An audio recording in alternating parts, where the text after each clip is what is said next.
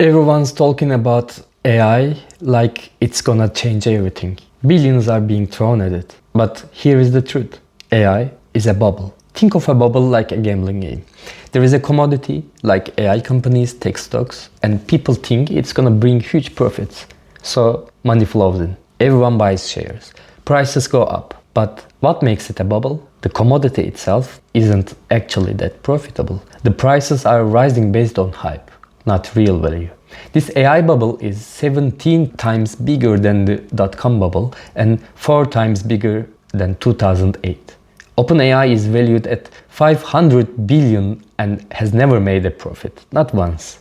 They lose 10 billion a year. The biggest tech companies spent 362 billion on AI last year alone. But here is the problem. 95% of companies using AI get zero return on their investment. Zero. Only 5% saw any real value. Now here is the really strange part. The money is just circling around in a loop. Nvidia invests 100 billion in OpenAI. OpenAI uses that money to buy Nvidia chips. The money goes back to Nvidia.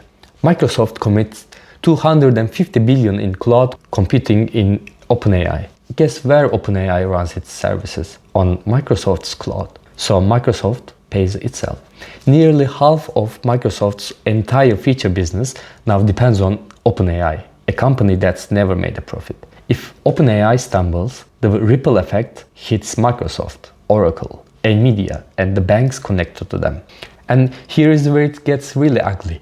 The managers of these companies are already preparing for the crash. And so this is where we're looking for an ecosystem of banks, private equity, maybe even governmental, the ways governments can come to bear. OpenAI CFO suggested the federal government should provide the backstop, the guarantee that allows financing to happen.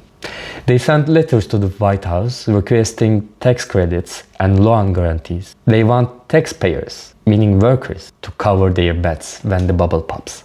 They think they are untouchable, too big to fail, just like the banks in 2008. They privatize the profits and want to socialize the losses.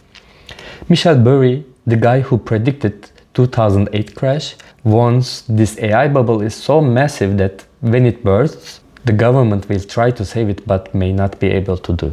If this bubble bursts, the investors will try to make you pay. Meanwhile, your boss is already using AI as an excuse to fire you for a technology that isn't even profitable yet. They want you to believe in the magic, so they can keep the money and leave you with the bill.